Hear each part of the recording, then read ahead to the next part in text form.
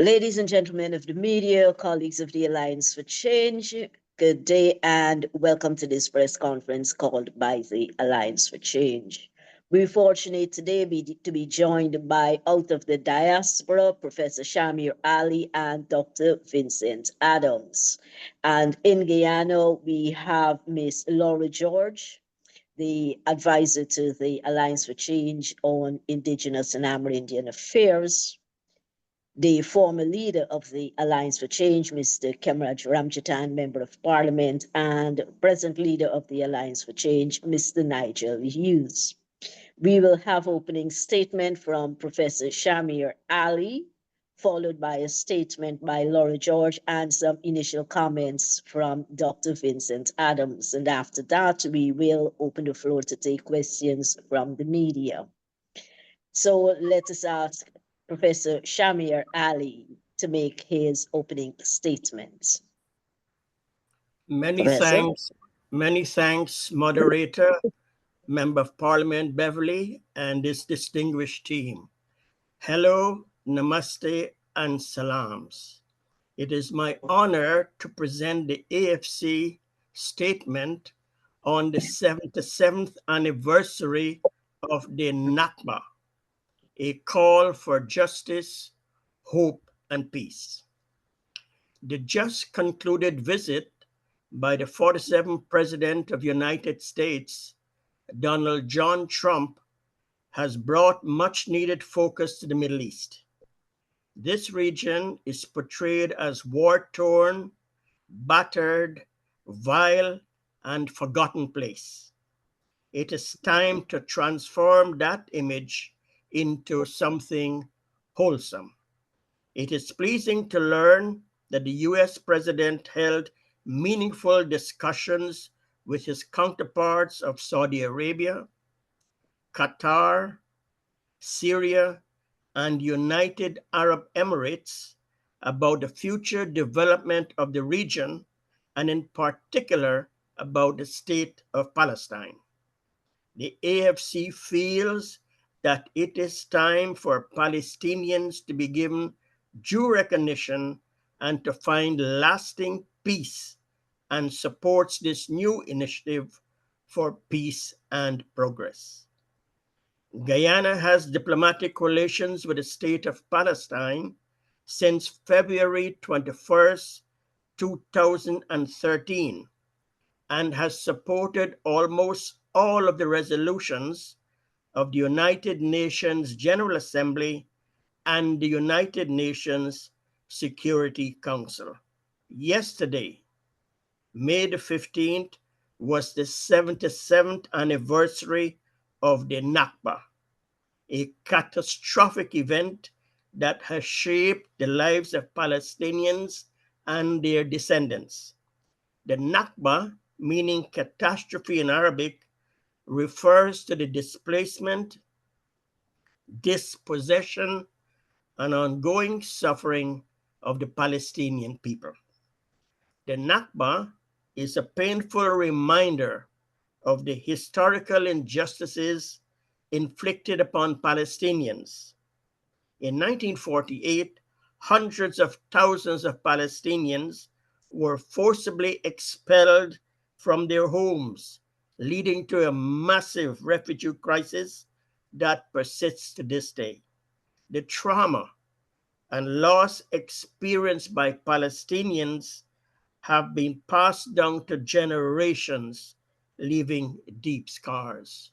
Today, Palestinians continue to face significant challenges with the ongoing Israeli occupation and expansion of settlements in the West Bank and East Jerusalem, which undermine Palestinian rights and dignity, as the Gaza Strip remains under blockade, severely limiting the movement of people and goods, and millions of Palestinian refugees continue to live in exile, often without access to basic rights and services.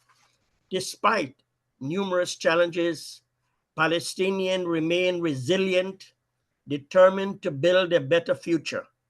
We call on the international community to support, recognize, and respect Palestinian rights to self-determination, statehood, and a dignified life.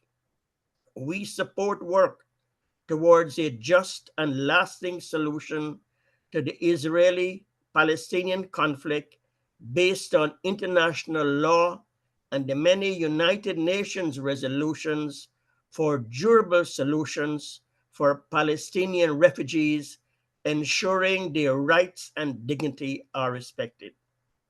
The present conditions in Palestine are marked by ongoing conflict, displacement, and human rights challenges due to the 16-year blockade, which has severely impacted the lives of Palestinians and restricted access to basic needs like food, water, electricity, and medicine. The recent Israeli offensive resulted in significant civilian casualties, displacement, and destruction of infrastructure, including homes, schools, and health care facilities. As we commemorate the 77th anniversary of the Nakba, we reaffirm our commitment to justice, equality, and peace for all. We hope for a future where Palestinians can live in peace, dignity, and freedom, and where their rights are respected and protected. The number 7 holds spiritual significance in Islam, Christianity, and Judaism. In Islam, there are 7 heavens, and Muslims circumambulate the Kaaba 7 times during Hajj. In Christianity, God rested on the 7th day, and the Bible mentions 7 deadly sins and 7 virtues. In Judaism, the number 7 is associated with the 7 days of creation, the 7-branch menorah, and the 7 weeks between Passover and the Feast of Weeks. This number often symbolizes completeness, perfection, and divine order. United Nations passed multiple resolutions related to Palestinian borders, primarily focused on the creation of two-state solution and the establishment of borders based on the pre-1967 lines. A key resolution is United Nations Security Council Resolution number 242 in 1967, which calls for the withdrawal of Israeli forces from territories occupied during the Six-Day War, including the borders with Palestine. The Alliance for Change believes with this week's His Excellency President Donald John Trump's Middle East tour to the Kingdom of Saudi Arabia, Qatar, and United Arab Emirates against the backdrop of the recent events in Israel, Palestine, Syria, and Nakba's 77th anniversary observances, the Alliance for Change calls for full and final solution by dividing Palestine into separate Jewish and Arab states. Thank you. Thank you, Professor Shamir Ali. We will now have a statement by Ms. Laura George. Laura, please go ahead. Thank you, Beverly. I don't know how I do this, but let me read my statement. I hope you can see me.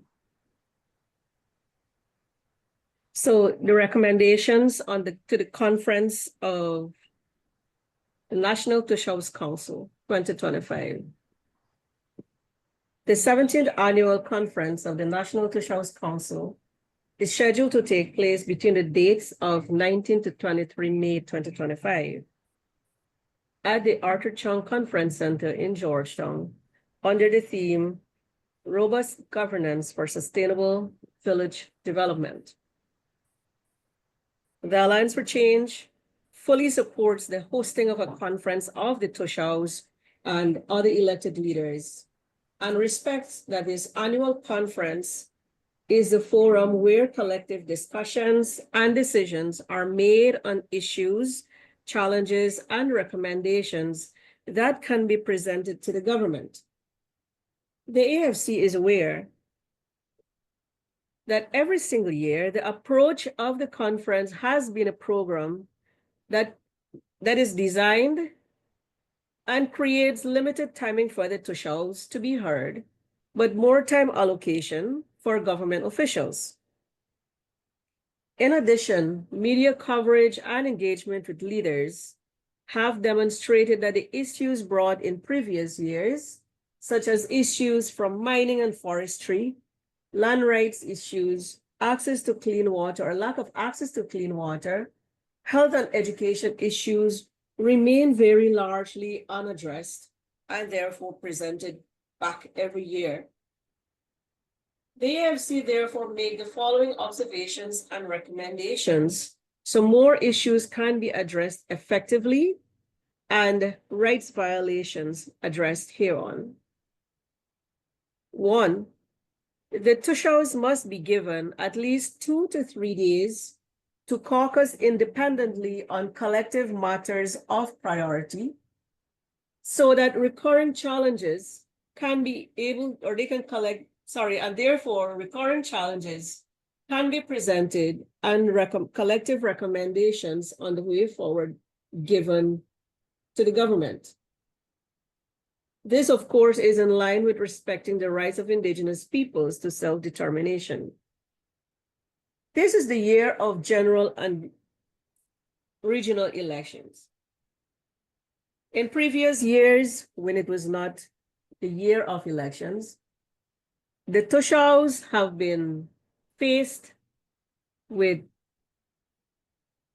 language that has fear-mongering and language geared to divide and rule.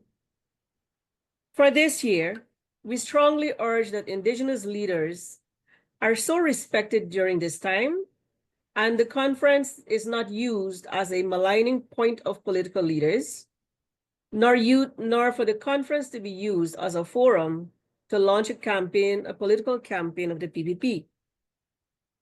Indigenous peoples deserve respect.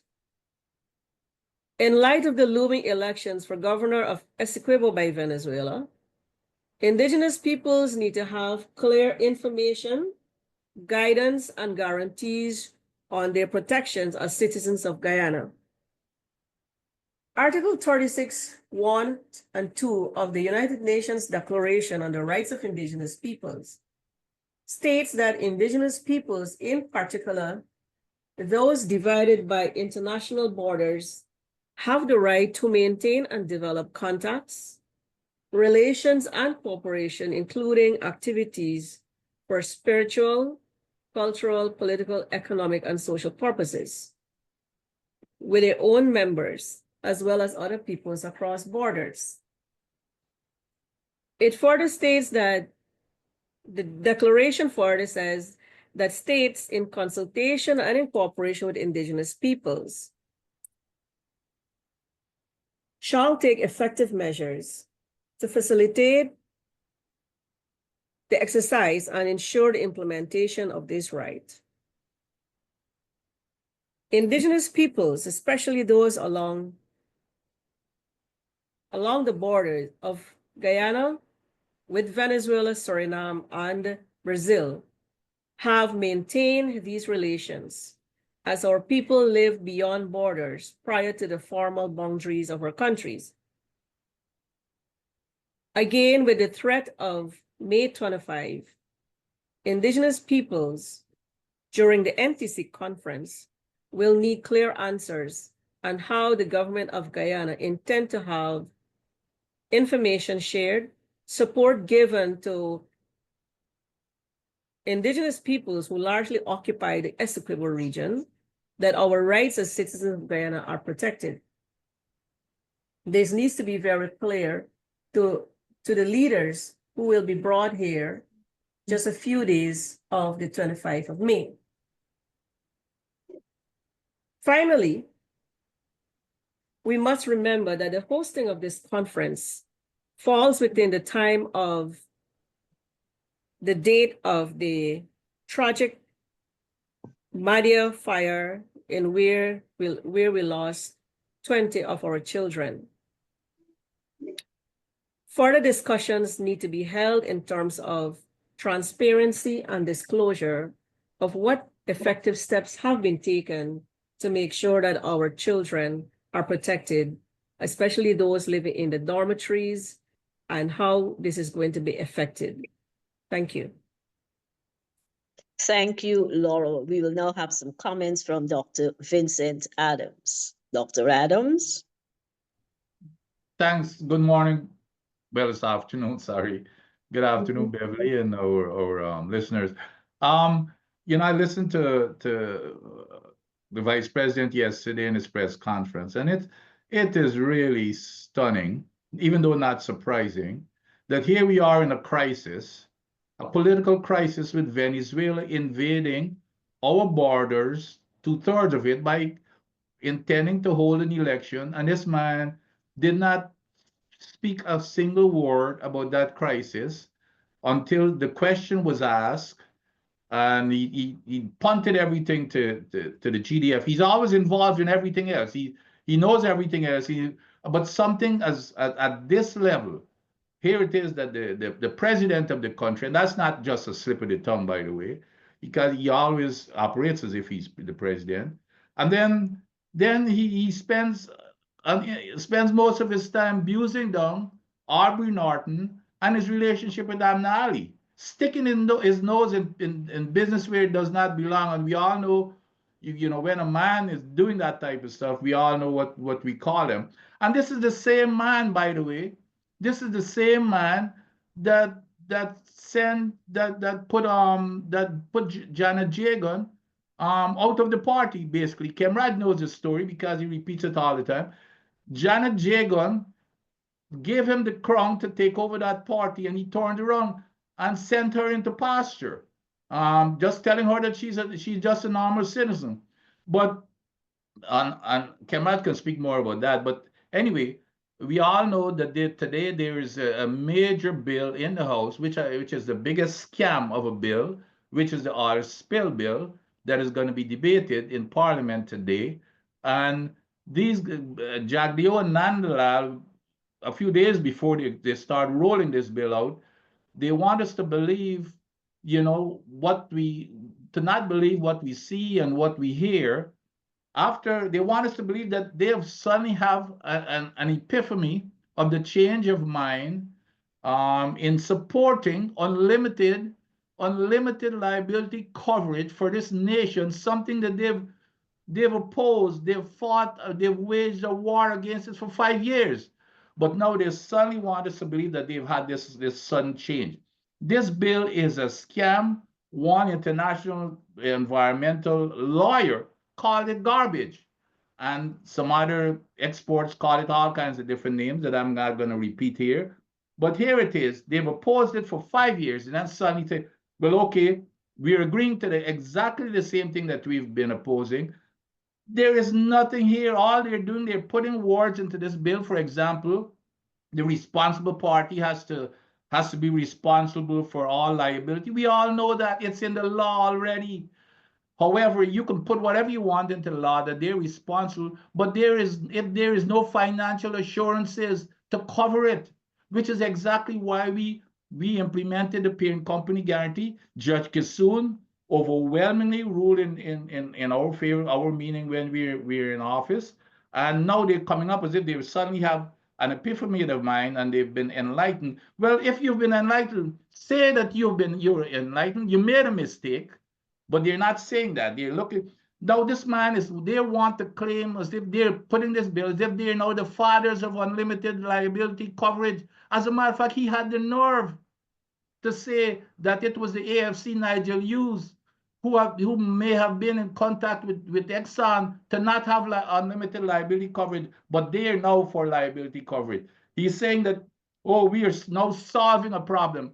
Well, you know, I think they call it a firefighter syndrome, where you set the fire just to go and douse the fire and then want to take credit and to glorify or you know over it.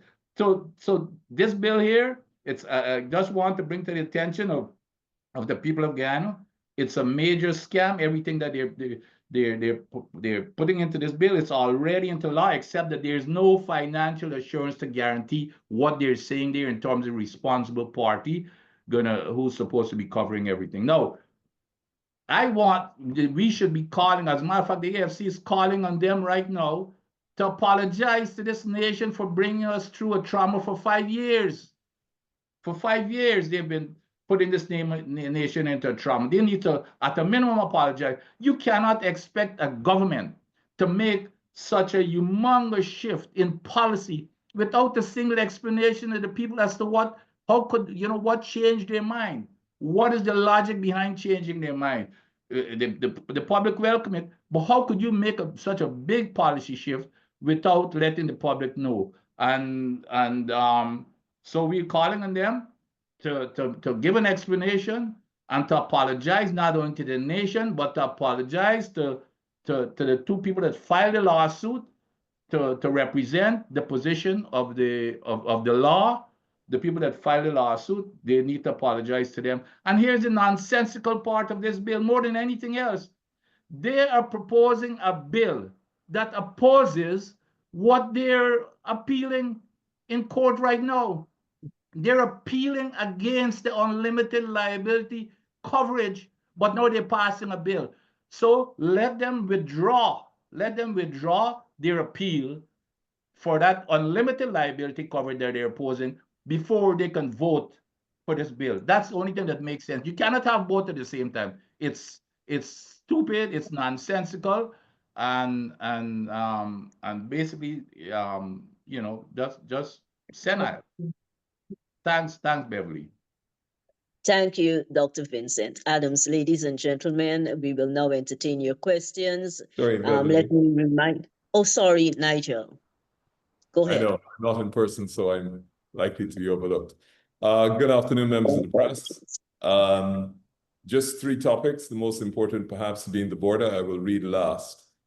The first one is the failure of the Guyana Police Force to charge one of their own with the murder of Keon Fujine in Linden. You will remember that Mr. Fujine was shot while protesters were on the road at Half Mile. He was not part of the protest. He was on his way home and he was shot through his eyes. There is video footage, and I actually accompanied an eyewitness by the name of Mr. Sulka to the Wisma police station on the night of one of the protests, and he gave a detailed statement to the police, not only recounting what took place, but identifying the officer who shot Mr. Fujine. We repeat our demand that the person responsible for murdering Mr. Fujine be charged forthwith. The fact that they've charged one police officer with the first killing is not enough. And so we repeat that request for the charge because we know the evidence exists and the evidence has been given to the Guyana Police Force. I was present when the statement was taken by the Office of Professional Responsibility. The difficulty with not charging him is it continues to result in the erosion of the public confidence in the Guyana Police Force. The second topic I'd like to speak about very briefly is the question of assistance coming from the Federal Bureau of Investigation into the death of young Adriana Young.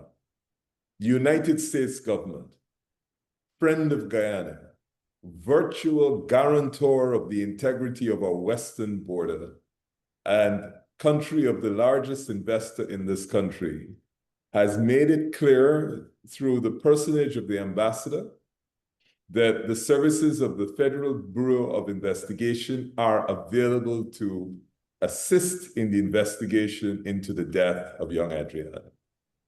This country, the diaspora, the Caribbean, and the world have been traumatized not only by her death, not only by the manner of her death, but what appears to be a concerted effort on the part of the Guyana Police Force and the government of Guyana not to investigate this death thoroughly.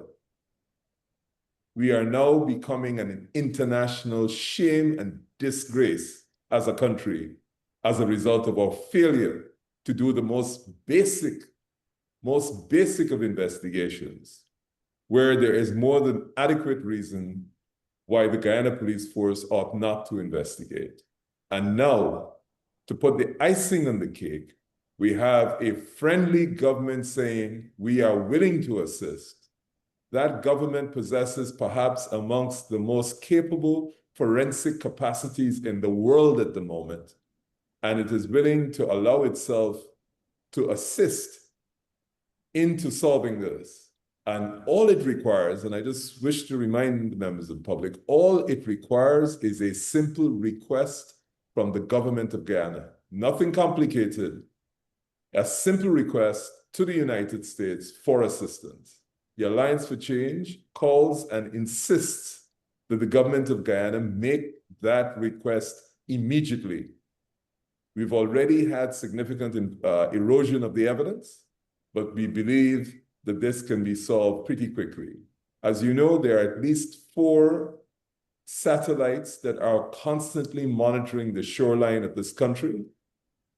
The hotel is located near, very proximate to the shoreline of this country.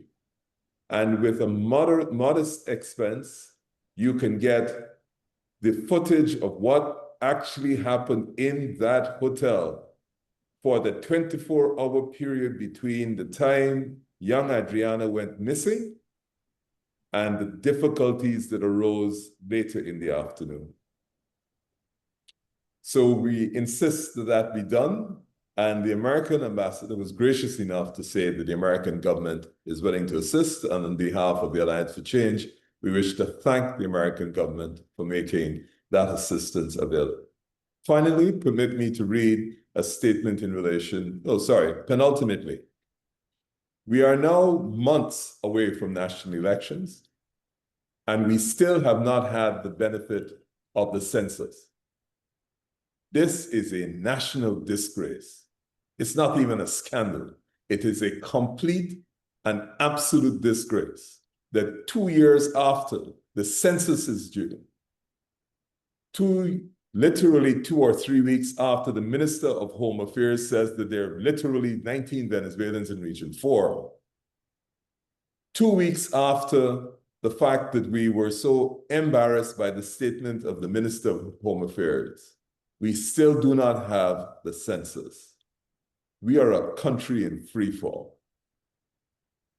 Finally, the Alliance for Change wishes to reiterate its unmitigated and unreserved support to the defense of Guyana's borders, its territorial integrity, and for the efforts and sacrifices of our brave men and women in uniform. The Alliance for Change condemns the latest brazen attack of criminality committed by forces of Venezuela when they attacked ranks and officers of the Guyana Defense Force yesterday, May the 15th, while on patrol in the Ettering Bank area of Region 1. This latest attack has to be located in a graph that shows a deliberate and steady escalation of the attacks and provocations against Guyana.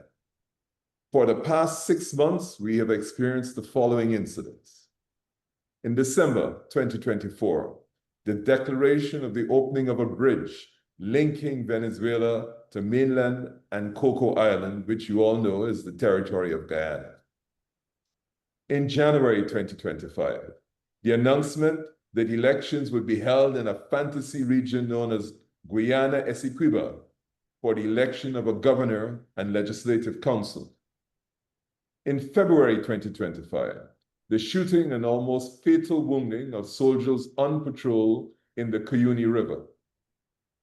In March 2025, the incursion into Guyana's territorial waters and exclusive economic zone by patrol vessel identified as ABF Guayaquiri PO11, a Venezuelan Coast Guard vessel. In May 2025, the rejection of the jurisdiction of the International Court of Justice and its conservatory orders to halt the planning and execution of the purported elections to be held on May 25th, 2025. And now, this week, the coordinated shooting once again in 3 separate incidents within a matter of hours at GDF soldiers who were clearly in uniform. This emerging pattern is clear and undeniable. It shows that a rogue state in Venezuela is waging an undeclared war against Guyana. The pattern further suggests that despite the known consequences and repercussions, Venezuela intends to stage a special military operation in the Essequibo region. Venezuela's use of military force yesterday, dressed in civilian garb, is eerily similar to the little green men who took over Crimea in 2014. And the tactics being deployed here are very identifiable and fit that scenario. Venezuela may want to feign non-involvement and try to avoid culpability, but its imprint is indelibly marked on the latest attack.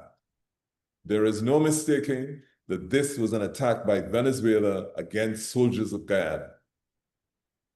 The AFC stands ready to support the fair and reasonable efforts of the government and once again demands the reconvening of the Foreign Relations Committee of the National Assembly and the bipartisan Border and National Security Committee that previously existed. This is no time for scoring cheap political points or gaining an adage before elections. Our Guyana, as we know it, faces an existential threat, which can only be repelled by an all-of-nation response. Additionally, the government of Guyana, in addition to briefing its allies and partners, must consider taking drastic and decisive steps to demonstrate its resolve, which may include the expulsion of the Venezuelan ambassador, the recalling of Guyana's ambassador in Caracas, and making a request to the United Nations Security Council to rebuke and sanction Venezuela. We must stop being passive and turning the other cheek. The AFC awaits to be engaged in the interim and calls on all Guyanese to be vigilant, prepared, and supportive of those on the front line. I thank you. Thank you, Nigel Hughes, leader of the Alliance for Change. Ladies and gentlemen of the media, we will now take your questions. I ask that you use the raise hand feature. I see one hand raised. I'm trying to identify the person. Alicia Ramnarain. Yes, Ramnarain, please go ahead. Good afternoon, everyone. Alicia from Stabrook News. I have 3 questions that I'd like to ask. One, if you guys think that the NTC has ever yielded any practical, meaningful outcomes so far since it's in existence. Number 2, if there's any update that you can give us on your talks with the PNC, if you guys have decided to definitively go at it independently. And 3, the party's position on Vibes Cartel, and him coming here to perform. Thank you. Thank you, Talisha. We have with us Mr. David Patterson, but first I will ask Laura George to speak on your first question. Has the NTC yielded any meaningful outcomes since its inception? Laura? Thank you, Beverly, and thank you, Ms. Ramnore. I wish not to be so pessimistic, but the level of outcomes, and what has been yielded, any practical yields, to some extent, I would say that it has been a forum where villages identify, priority projects that need immediate attention, such as their access to water challenges. So then, you have a minister outlining where communities will be getting these projects going. The setbacks to this have been that the amount allocated for projects are already outlined by the government of Guyana prior to, or not without consultation with communities. So there's already a plan that is made and presented to the communities. And when the project is taken to the community, then it is a challenge because it is not one that is planned by the community. It's not included by the community is not included. So the team goes, determines exactly where this is going to be projected. And then the next thing you know is that water system breaks down very, very quickly, and there is no effective recourse to get it working. But the critical point for having a conference like this is where policy development needs to be discussed, legislative reform, program implementation, the challenges, the issues and opportunities. This need to be the point where these are discussed and plans agreed upon, next steps agreed. But every year, the conference, the time is taken on individual projects or individual village issues, and therefore the larger picture is not addressed. The policy direction of what it should mean, for example, for the rights of indigenous peoples to free, prior, and informed consent in policy design, what legislative reform is needed is not addressed. So you have an announcement, for example, every year, the Amerindian Act is going to be revised. Up to now, from 2020 to this is 2025, that act has not been revised. So to a large extent, what practical, what has it yielded? The most important part, I believe, has been where Toshaws get to know each other. Talk about not all of them get to present their challenges, but I think they've gotten to caucus with each other. But that is not what this conference should be about, right? So I will just keep my answer like that. Thank you, Laura. I will now ask the chairman of the Alliance for Change, Mr. David Patterson, who is online also, to give an update on the talks with the PNC, and also he can share any views the AFC may have on the Vibes Cartel show. David, are you still there?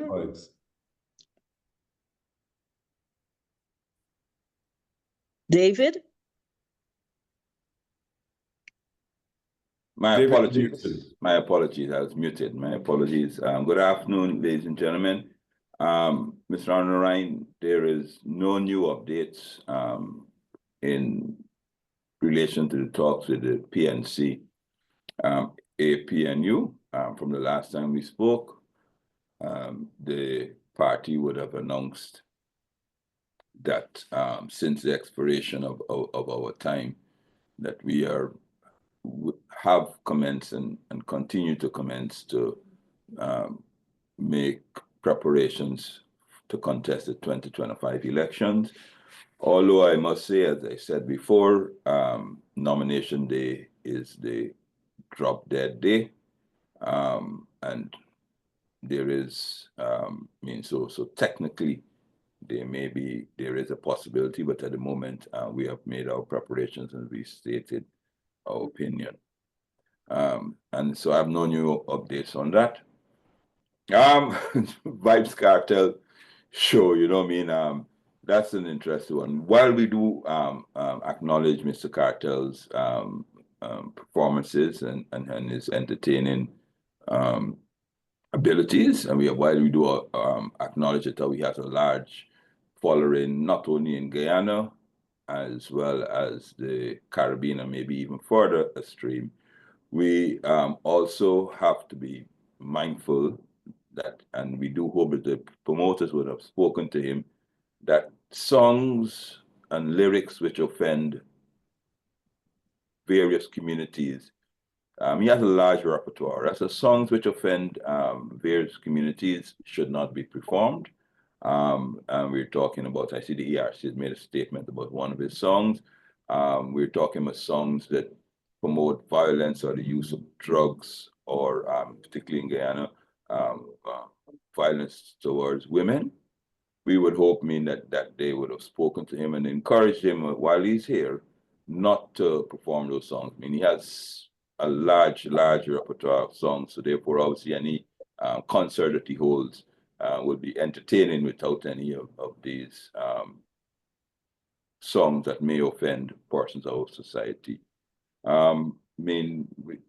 It is a free country, but we note that certain songs and lyrics that he has can be offensive to certain sections of society. We do hope that the promoters, as recommended by the ERC, speak to him and he can just exclude those songs before. This was done with Butcher Bantan. I remember when Butcher Bantan visited Guyana, he had a particular song which adversely affected a particular sector of our community, and he was able to perform a really good concert by excluding that song. Thank you. Thank you, David. I recognize Antonio Day. Okay, good afternoon, everyone. Can everyone hear me? Yes, Antonio. Okay. I have a question directed to Ms. Laura George. Ms. George, you are aware that there are extant matters in communities such as Chinese London and Jawala when it comes to land demarcation.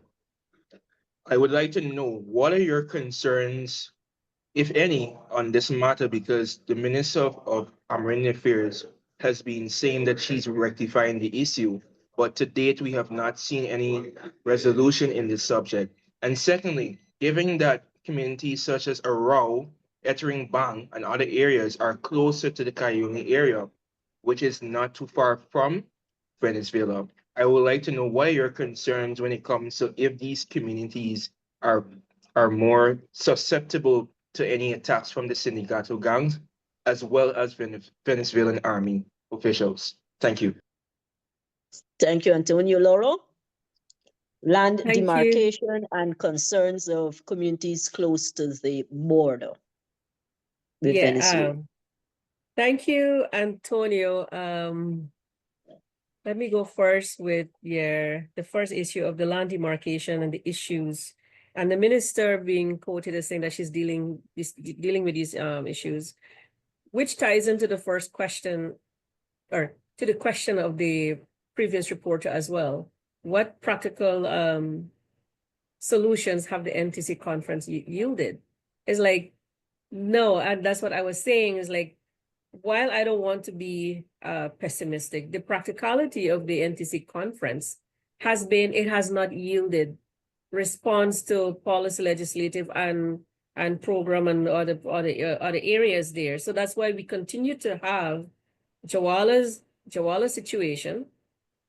I will tell you this: every single year, they would take individual Tushaus from sub-regions who have mining issues or who have forestry issues, and it's a similar issue, or it's the same issue from the previous years.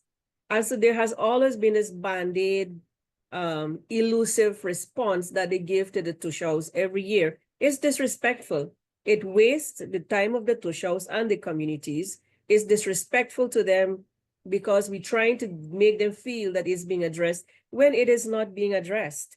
And so every year, land rights issues or land issues come back to the conference. It's not addressed. So which is why we are recommending that if communities or the Tushals who are brought here are given their own caucus, independent of government officials, to say, look, we have presented this prior years, these are the issues we've presented, recommendations we've made. We're seeking practical, effective responses from the government. If you're not, because you haven't done this, how do we hold you accountable? So those are discussions Tushals need to have independently before they meet with government officials. That's very important, right? That is why that recommendation is there. In relation to the border communities along close to the border with Venezuela, they are very much under threat. And let me explain why. Residents, as I remember, I said, we have lived beyond borders and have maintained this kind of relationship up to today. So you have persons, Guyanese, from Arau, Kaikan, Ituringbang, and those areas there, Kurtuku, who live back and forth beyond, with Venezuela. So we have to address, Guyana has to address, how do we deal with these persons who live on the Venezuela shore, who might very well be under pressure to vote along with Venezuela, under pressure and perhaps intimidated or threatened by the Venezuelan army or by the government itself. How do we deal with those? How do we guarantee protections to these persons who are living over there? Because they also live over here, and they've also been like the recipients of the cash grants and health education services and all of these things. This is a very sensitive area where, because if we listen to the commander of defense staff, I'd said Brigadier Omar Khan, who in his live or in a meeting in Ituringbang stated that persons who vote along with the Essequibo along with Venezuela's elections for governing of Essequibo will be, I'm sure he said, arrested. So the question here is, Guyana needs to let the Tushals and the communities know if this is a policy decision rooted in legislation, because we need to have effective protections for our citizens, whilst also respecting that we have families, we have lived beyond these. So, and in relation to how much protection really Guyana is providing to the communities is still not convincing to the communities who live on the ground, because they know the extent of the army personnel, Guyana's army personnel based there. They have a very clear idea of the extent of arms or whatever they have there. And we're also very much aware of the lack of effective protection and services that we've given prior during incidents that have affected like our army personnel. So we're very, they're very concerned. They're very concerned. As of like last week, Thursday, the residents of Arau and Kaikan and those places couldn't sleep because they reported that there were 3 boatloads of army personnel that had at least 40 in each boat, Venezuelan soldiers. They further learned that it was a change of the guard that takes place, from time to time. The communities are aware of how many GDF personnel we have at each base at any time on our shores. And it has not been convincing and given us a guarantee that we are effectively protected. So that has to be amped up a lot. Thank you, Laura. I hope that answers your question, Mr. Day. Any other questions? I don't see any other hand raised. If there's anyone out there with a question, please go ahead. I see Adam and then followed by Anassa. Adam Harris, please go ahead.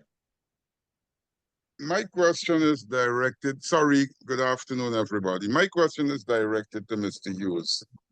Sir, you spoke about the police failing to charge the rank that killed Keon Fajane. But the police haven't charged anyone involved in the death of Adriana Young. Do you see a pattern of behavior in the Guyana police force when it comes to crimes that are committed against anyone who's not involved in the government? Good afternoon, Adam. Thank you for the question. I think the police have long established and earned the reputation for incapacity to investigate and prosecute persons where the police are involved in the death or in the homicide or the killing of persons.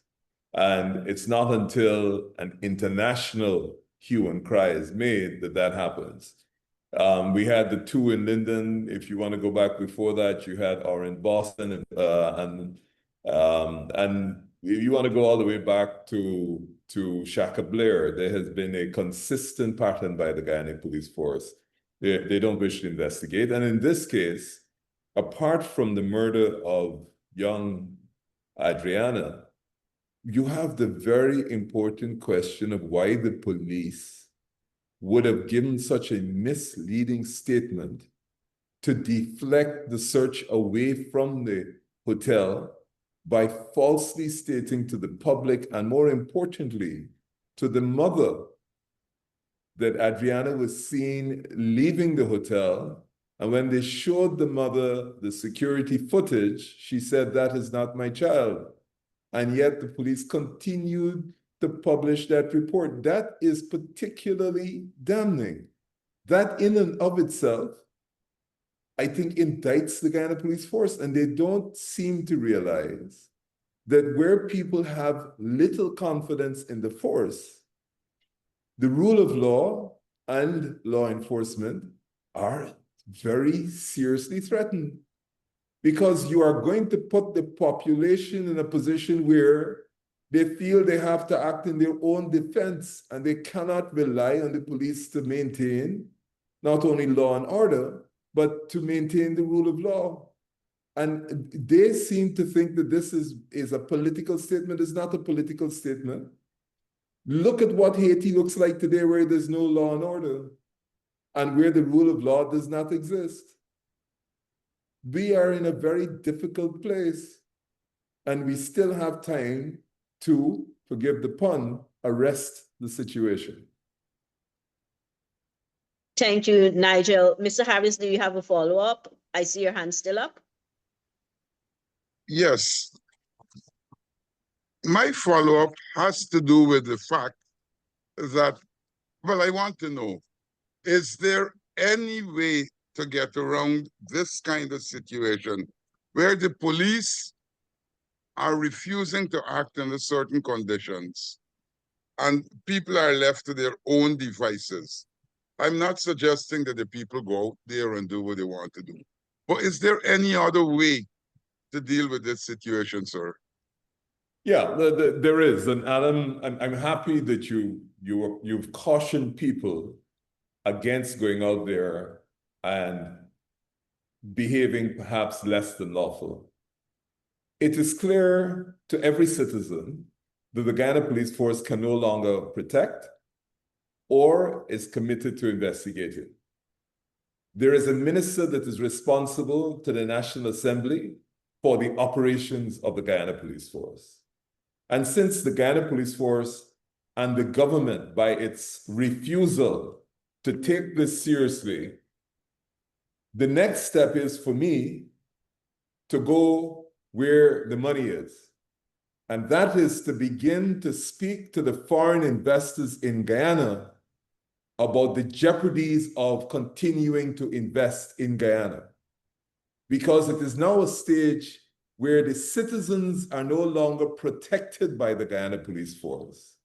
That has an impact on the rule of law, and we should start speaking to major businesses who are investing in Guyana to reassess their investment in Guyana.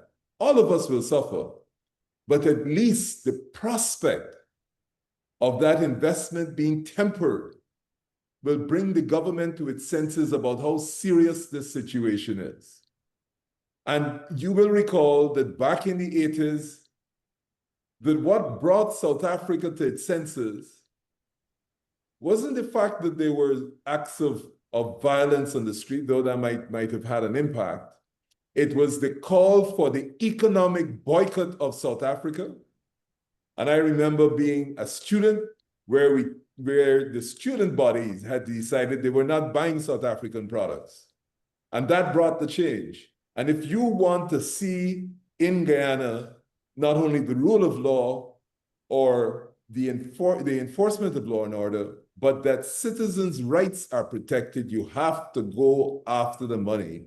And the people who invest in this country, if they want to invest in the country and support a government that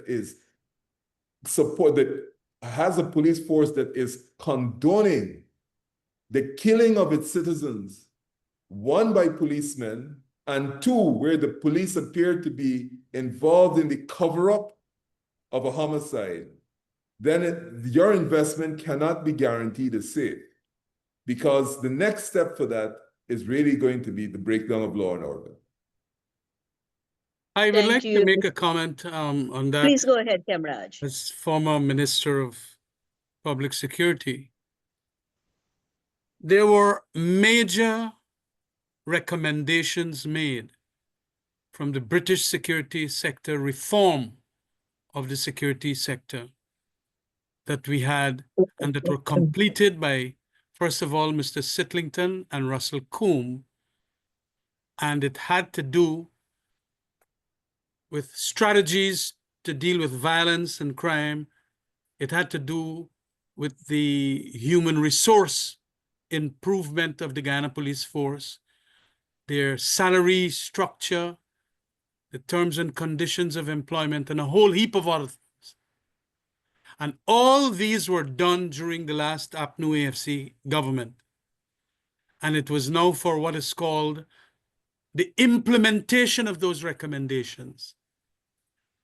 And I have asked Mr. Ben, the Prime Minister, and a number of other persons also who constitute members of what we call the Parliamentary Security Committee, which only once held a meeting in Parliament and never thereafter held any. So you can't get questions answered. But all these recommendations in about 6 or 7 reports are there. How to better the maritime, the aviation sector, security sector, and so on. Every single thing. They were completed in around 2019 by that very big expert that we call in, Mr. Russell Coombe. And do you know what I am hearing now is that this government has shelved all of that. It has gotten the wrath of the British High Commissioner because they spent over £3 million on that set of reforms, to the extent of putting it on paper and now to implement. And we had indicated by this time the oil monies are going to be the implementing finance source for executing on those recommendations. Why the government has not done the implementation beats me, but it just gives me the impression that there might be some sinister motive behind it. Look, I want to go this far at this stage to say, if you know that hotel there where this Adriana Young, beautiful child, was killed, had all manner of perverse activities by members of the then PPP government some years ago. A lot of things, and I probably is still continuing. And they don't want to, they want to help a friend that probably helped them in their perverse activities. The reporters in this country, and you, Adam Harris, would know when them fellas want their activities, weekend activities, where they go and which beach they go and all kind of nudism and what fart they do. That is the place they used to go. And so there's a payback, a quid pro quo. Now, some stupidness happened there, murder, not stupidness, deliberate action. What do you think they're going to do? There's a friend. And this is what is happening. They don't want the reports from the British security sector reform to come out and be implemented. No, they don't want that. They don't want the Parliamentary Sectoral Committee, which was so operational under my administration at the security sector, where they called the fire chief, they called the commissioner of prisons, they called the commissioner of police, and they ask them questions as to how the development is going on in relation to this crime strategy and that fire strategy and that prison strategy and all of that. But now we in the opposition can't even call the commissioner to find out. As a matter of fact, that commissioner ought to have gone a long time ago, but they have him there. And this is what you get when you could have deputy commissioner get $800 million in bank account. What do you really think is going to happen here? This thing needs reform. It needs fundamental alteration at the top. It requires leadership, and it requires the implementation of those reforms that Mr. Russell Coombe and Sam Sitlington had literally recommended, and we a lot accepted. So indeed, as Nigel said, we need the international community to also state, but what is happening with all of these things?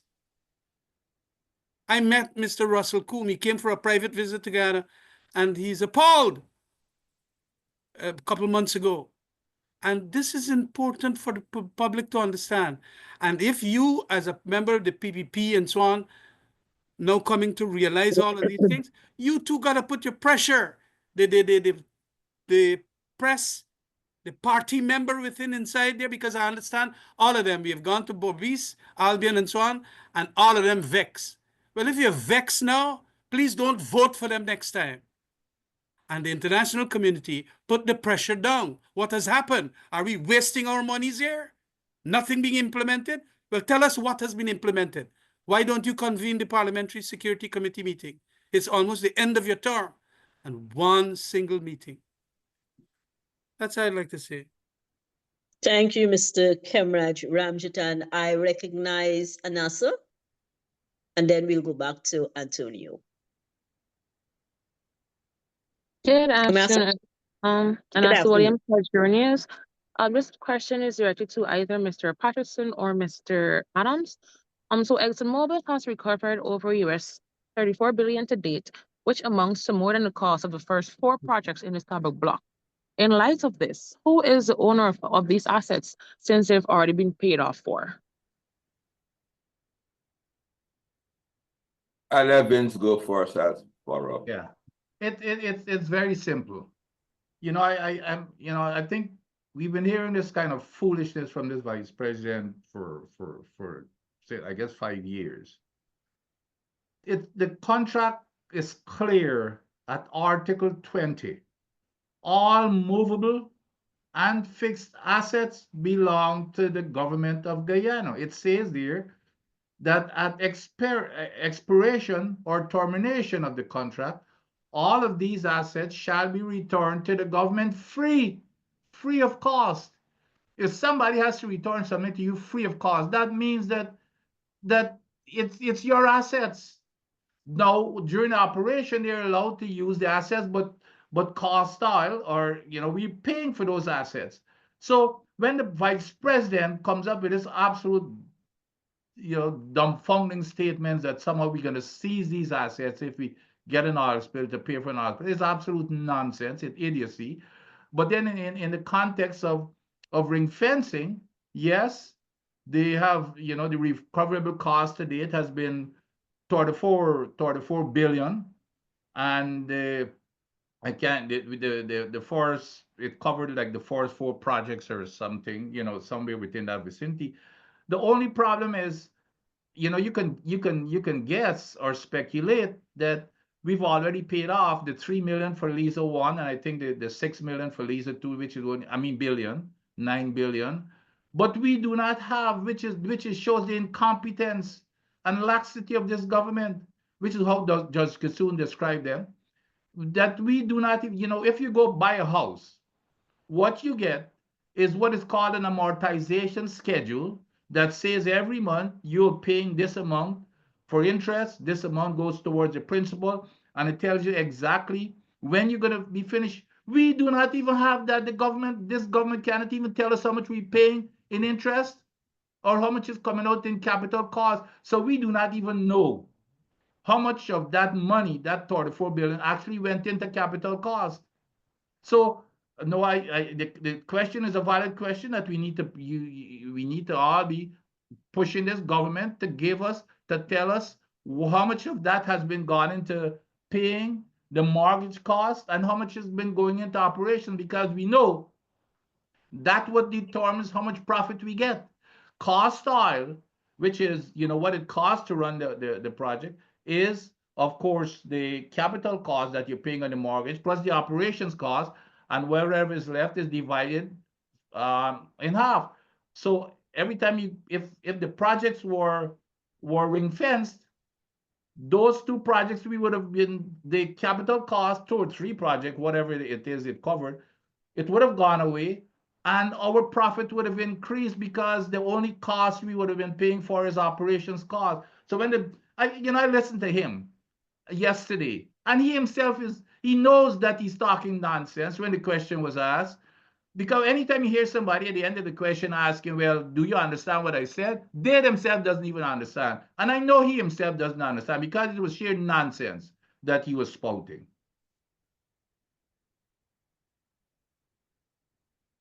Thank you, Dr. Vincent Adams. Mr. Patterson. Lisa, yes. I acknowledge everything that and agree with everything that Vincent said. But let's get back to our real challenge. You know what I mean? We are saying that 34 billion has been cost recouped. Exxon, on the other hand, will probably say to prove it, and we can't because we haven't had a completed audit ever in the history of our oil production ever. You know what I mean? We don't know what happened. I mean, with the $270 million that the first audit threw up, nor the second audit was the state of the second audit, and that's what. And this is we're into the 5th year of oil production. So while we can say that, I mean, as Vincent said, the assets belong to the country anyway, and ring fencing would be there. We can't even prove where the fence starts and where it begins and where it ends. We have 2 audits, and we're probably going to go out. And we went up for the firm for the 3rd audit, and to date, we have not had a report laid there in definitive answer. The PPP's term going to be expire sometime this year, and it will left with the new administration to clean up the mess and try to bring some sort of transparency and accountability to this process for the country. Thank you. Let me add quickly here to what David just said, because we're relying upon these audits. Well, even the audits, when the first audit came in, you remember the $214 million scandal? That had to be leaked.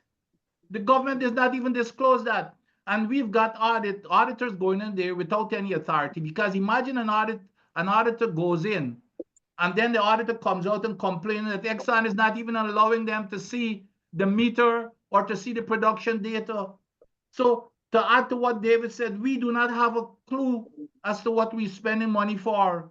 By the way, let me add, because this is very important, in the coalition government, we came up, our plan was to have, starting even at the EPA, we went to the World Bank, and they brought in an expert. We developed a document, a plan to have on board petroleum exports on board the ship 24/7 to monitor everything that goes on, so we can get the information firsthand.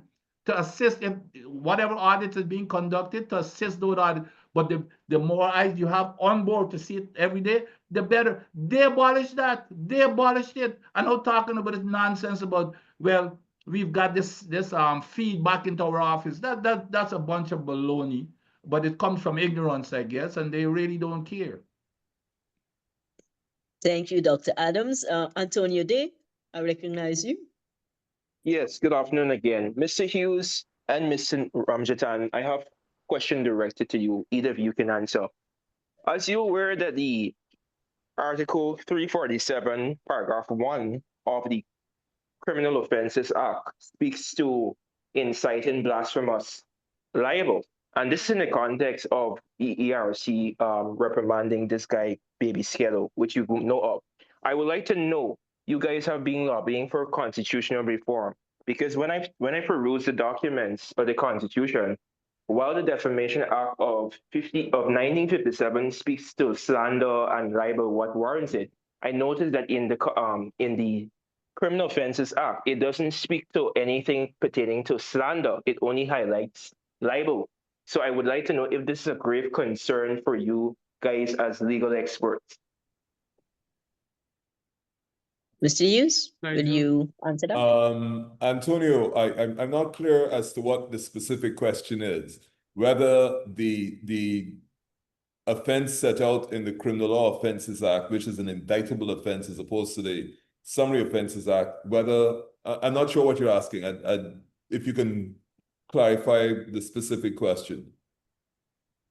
Okay, Mr. Hughes, my question is, if you're concerned, because you know defamation includes libel and slander, but Yeah. I notice in the Criminal Offences Act, it only highlights blasphemous libel, but it does not state anything pertaining to slander, because contextually, this is the case with Baby Skello. He would have released the audio, and it would have incited, it would have disrespected one's or another person's religion. So I wanted to know that given that this is not in the provisions of the Constitution, if this would be a grave concern for you or Mr. Ramjatan, given you guys have been lobbying for constitutional reform, if my question is better structured. Yeah, sure. Thank you. I'm sure Kemraj will chime in as well. We have always had reservations about criminal defamation. I certainly don't think that in this day and age there should be criminal defamation. You're not going to the issue of blasphemy in relation to libel, but not in relation to slander. I hope your audience understands the difference between the two. But what I will say, one, at a general level, is the entire criminal code, both the summary jurisdiction and the criminal jurisdiction, as well as the recent offenses, needs to go through a periodic review, because what happens that there are laws sitting on the statute book that are clearly out of date and oppressive. I can just pick one of them, for example, vagrancy. Vagrancy is on the book. It shouldn't still be there on the book. But to come to blasphemous libel and that difference, I certainly think it should be removed. What the Constitution does is a separate purpose. The Constitution protects your rights. For example, your right to free speech, and those rights are limited to certain conditions and restrictions. So I don't think the Constitution itself addresses this. I think what has to happen is that section in particular needs to be revised. I agree with Kemraj. Nigel, and this is for the questioner, because indeed you want a strong provision for freedom of expression. I have written extensively on this. I think one of the Bar Association review, I did a major article on it. Wither the press, meaning where should it go? Or it could be wither, meaning that it is drying up. And I have a liberal perspective on these matters. Blasphemous, whether it is written form or speaking form, should not necessarily be in our laws at this stage, because the freedom of expression is an expansive liberal right that we should all enjoy. However, you have to understand that you just can't cry fire in a cinema and get everybody confused to the extent that you can create more harm and create a present danger of harm. And to that extent, then, we have to be cautious as to how we strike the balance. And that is what the constitutional reform process must allow the people to understand. How far could we go with freedom of expression? Because you can have hate speech, you can have racial damaging, insensitive remarks, and people could jump back like in some countries and say, well, but that is freedom of expression, freedom of the press. And it could create serious harm, just like what some people are doing now in relation to the lyrics of that Kello and what's the fella's name that is coming in, Vicab or Vibiz. The trouble is, where do we put that line? For some liberals, you're going to have it at a different place as against some conservative religious people and so on. But I agree with you. I have my concerns as to where it should be, and the constitutional reform process should have it. But there are lots of laws that were built in colonial times that we ought to get rid of in relation to blasphemous defamation and defamation that criminalizes conduct of political speech that could be very hard-hitting, and then you get people who would want to bring in, and under this cybercrime act, you can have a lot of activities also being criminalized. So we have to do a fundamental consultation with what we as a people think should be the red lines and the correct approach. Otherwise, we can have a withering of freedom of expression, meaning the decaying and degenerating of it all, as I mentioned in my article some years ago in the Ghana Bar Review.